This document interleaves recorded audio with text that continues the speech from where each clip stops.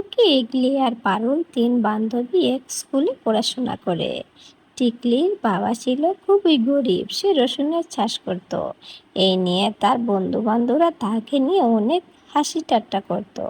একদিন স্কুল থেকে আসার সময় পারুল টুকিকে বলে, তোর বাবা কি রসুন বিক্রি করে তোকে এত বড় স্কুলে পড়াশোনা করাতে পারবে? সবাই তাকে নিন্দা করে, তাই সে কষ্ট পেয়ে বাড়িতে চলে আসে। টুকির বাবা টুনা রসুনের চাষ করে তার সংসার চালায়। সে গরিব হলেও তার ইচ্ছে হলো উচ্চশিক্ষা শিক্ষিত করবে তার মেয়েকে।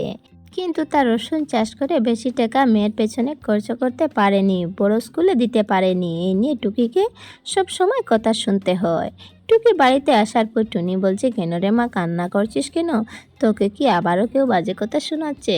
এরপর টুকি বলে, না মা, আমি আর স্কুলে যাব না। যদি তোমাদের পড়াতে অসুবিধা হয় টাকা দিতে, তাহলে আমি আর স্কুলে যাব না। আমি বাড়িতে থেকে তোমাদের সাহায্য করব। টুনা এসে বলে, না রে মা, তোকে আর কষ্ট করতে হবে না। এবার শুনেছি রসুনের অনেক দাম বেড়েছে। যদি ভালোই ভালোই সবগুলা রসুন বিক্রি করে দেই, তাহলে আমাদের আর কোনো অভাব হবে না। এই শুনে টুকি অনেক খুশি আর বলেছে, বাবা, সত্যি বলছো তুমি? তুমি আমার স্কুলের ফিস দিয়ে দেবে? টুনা বলে, হ্যাঁ রে মা, সব পারবো, আর স্কুল ব্যাগটাও তোকে নতুন কিনে দেব। ওদিকে টুনি বলছে, ছেঁড়া কাটায় শুয়ে লাখ টাকার স্বপ্ন দেখতে নেই। মেয়েকে তুমি এমন কথা বলছো কেন? টুনা বলে, টুনি, তুমি সারাদিন শুধু অকারণে টেনশন করো, দেখবে এবার থেকে আমাদের আর কোনো অভাব হবে না। টুকি খুব খুশিতে লাফালাফি করছে আর বলছে, হ্যাঁ হ্যাঁ, খুব মজা। এরপর টুনা বলে, টুনি, তুমি আমার জন্য কিছু খাবার রেডি করো, আমি খাবার খেয়ে কালকাতার দোকানে যাব আর কিছু টাকা ধার নিয়ে আসবো। এরপর টুনা খাবার খেয়ে কালোর দোকানে চলে যায়। আর কালোর দোকানে আসতেই কালো বলে, কালো টুনাকে বলে, তোর জমিতে নাকি অনেক রসুনের চাষ হয়েছে। আসলে তোমরা ভাবিস আমি তোমাদের টোকাই, কিন্তু না না, আমি তোমাদের টোকাই না। এরপর টুনা বলে, চিচি দাদা, এসব কেন বলছো? টুনা বলে, আমি তোর সব রসুন নেব, বুঝেছিস, আর 50 টাকা করে কেজি দেব। এ কথা শুনে টুনার মন খারাপ। টুনা বলে, 50 টাকা কেন দাদা? আমি তো অনেক আশা করেছি আমার মেয়েকে বড় স্কুলে পড়াবো, আর মেয়েকে অনেক আশাও দিয়েছি, আর এত কম টাকায় আমি কিভাবে বিক্রি করব? টুনা বলে, গরিবের এত শখ থাকতে নেই, আজকে যা কাল কথা হবে। এরপর টুনা মন খারাপ করে এখান থেকে চলে আসে তার জমিতে। আর এখানে রসুনের জমিতে এসে বলে, এত কষ্ট করে চাষ করলাম জমি, আর এখন বলে কালো দাদা 50 টাকা করে কেজি দিতে হবে। আমার মেয়েকে তো অনেক আশা দিয়েছি, এখন আমি কি করব? এই বলে টুনা কান্না করতে থাকে। আর তখনই এক বৃদ্ধা এখানে চলে আসে, বলে, কিছু খেতে দাও বাবা, কিছু খেতে দাও, দুদিন ধরে কিচ্ছুটি খাইনি। এরপর টুনা বলে, কিছু মনে করো না বুড়িমা, আমি তোমার থেকেও গরিব, তোমাকে দেওয়ার মতো যে কিছুই আমার কাছে নেই। এরপর বৃদ্ধা আবারও বলে, কান্না করো না বাবা, কান্না করো না। এরপর সেই বৃদ্ধা একটি পরীতে পরিণত হয়ে যায়। আর টুনা দেখে বলে, এই যে তুমি, এই তো বৃদ্ধা ছিলে, এখন পরী হয়ে গেলে কিভাবে? পরী বলে, আমি পরিরাজ্যের পরী, পরিরাজ্যের পরিমাতা আমাকে পাঠিয়েছে। পক্ষীগুলোর কোনো অসহায় পাখিকে সাহায্য করতে পারলে আমাকে পরিরাজ্যের রানী বানানো হবে। আর তাই আমি এখানে এসে অনেক পাখির পরীক্ষা নিয়েছি, কিন্তু কোনো পাখি আমাকে সাহায্য করেনি। কিন্তু তোমার কিছু না থাকা সত্ত্বেও তুমি আমাকে সাহায্য করেছো, তোমার সততায় আমি মুক্ত। আমি তোমাকে কিছু দান করতে চাই, তুমি কি চাও বলো? টুনা বলে, আমার কিছুই লাগে না, শুধু আমার রসুনগুলা চাষ হলেই হবে। ঠিক আছে, তোমার উপহার তুমি সময় মতো পেয়ে যাবে। এরপর পরী এখান থেকে চলে যায়, আর টুনাও সে তার বাড়ির দিকে ছুটে আসে। বাড়িতে আসার পর টুনি বলছে, টুনা, তোমার মন খারাপ কেন? এরপর টুনা বলে, আমাদের ভাগ্যটা পুরোই খারাপ টুনি, যেখানে যাই সেখানেই খারাপ হয়। যখনই ভাবি একটু সুখের দেখা পাবো, তখনই দুঃখের দেখা হয়। টুনি বলে, এত চিন্তা করো না, মন খারাপ করার কিছু নেই।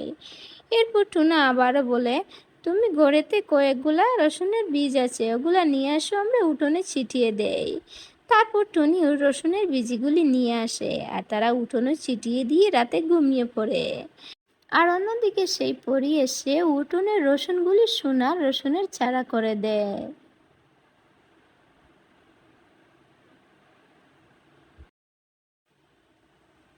পরদিন সকালে টুকি বাইরে এসে উঠোনে সোনার রসুন দেখে চমকে গেল। এই রে, এত সোনার রসুন আমাদের উঠোনে এলো কোথা থেকে? যাই, ওই কবরগুলিকে মা বাবাকে দিতে হবে। এরপর টুকি তার মা বাবাকে কবর দেওয়ার জন্য ঘরে চলে যায়। তারপর তারা সবাই ওখানে চলে আসে। টুনা বলে, দেখো টুনি দেখো, বিধাতা এতদিনে আমার কথা শুনেছে। এই বিধাতা, তুমি এতদিনে আমার মনের কথা বুঝতে পারলে। এবার থেকে আমাদের স্বপ্ন আর কেউ ভাঙতে পারবে না। কত সোনার রসুন আমাদের। টুনি বলে, ঠিক বলেছ টুনা, তুমি ঠিক বলেছ। টুকি বলে, কি মজা, আমাদের উঠোনে কত সোনার রসুন। এবার থেকে পারুল যে আর আমাকে নিয়ে ঠাট্টা করতে পারবে না। এই বলে টুকি অনেক খুশি। টুনি বলে, হ্যাঁ টুনা, আমাদের আর কোনো কষ্ট থাকবে না। সোনার রসুনের কারণে টুনা ও তার পরিবারের খুব রাতারাতি উন্নত হতে থাকে, কিন্তু এই উন্নত কারো চোখে ভালো লাগে না। একদিন কালো টুনাকে বলল, কিরে টুনা, আলাদিনের চেরাগ পেয়েছিস নাকি? আমার কাছে রসুনও বিক্রি করছিস না, আবার রাতারাতি দেখছি উপর দিকে উঠতে থাকছিস। তখন টুনা বলে, বিধাতা চাইলে কেউ কাউকে আটকাতে পারে না। এই বলে টুনা এখান থেকে চলে যায়। আর অন্যদিকে হিংসা জ্বলে কালো মনে মনে বলে, কি দিমাগ রে বাবা, দুদিন আগে যে টুনা আমার কাছে দুবেলা খাবার চেত, আজ সে আমাকে দুটি কথা শুনে এখান থেকে চলে গেল। না না, ব্যাপার তো সহজ মনে হচ্ছে না। আমি দেখতে চাই ওই কি আলাদিনের চেরাগ পেয়েছে। আজ রাতেই যাব ওর বাড়িতে, ওকে পরীক্ষা করতেই হবে।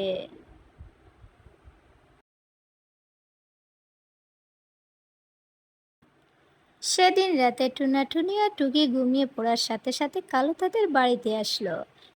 আর উঠোনে আসতেই তার চোখ পড়লো সোনা রসুন গাছের উপর। আর বলে, কি এটা আমি কি দেখছি, সোনার রসুন? তার মানে এটাই হচ্ছে টুনার আলাদিনের ছেঁড়া। কিন্তু এই টাকা তো আমি ওকে একা খাইতে দেবো না, এখান থেকে আমি একটি সোনার রসুন ছিঁড়ে নিয়ে যাই। যখন কালো রসুন ছিঁড়তে গেল, সাথে সাথে রসুনটি সাপের আকার ধারণ করলো। ওরে বাবা, সাপ, কে আছো? আমাকে বাঁচাও, আমাকে সাপ খেয়ে ফেললো, কে আছো? কালোর চিৎকার শুনে টুনাটুনি ও টুকির ঘুম ভেঙে যায় আর তারা বাইরে বেরিয়ে আসে। কি কালো দাদা, তুমি এখানে, কি হয়েছে? কালো বলে, বাঁচা রে টুনা, বাঁচা, সাপের হাত থেকে আমাকে বাঁচা। টুনা বলে, কোথায় সাপ, আমি তো দেখতে পাচ্ছি না। কালো বলে, ওই তো সাপ, ওই তো। কিন্তু পেছন ফিরে ঘুরে দেখে কোনো সাপ এখানে নেই।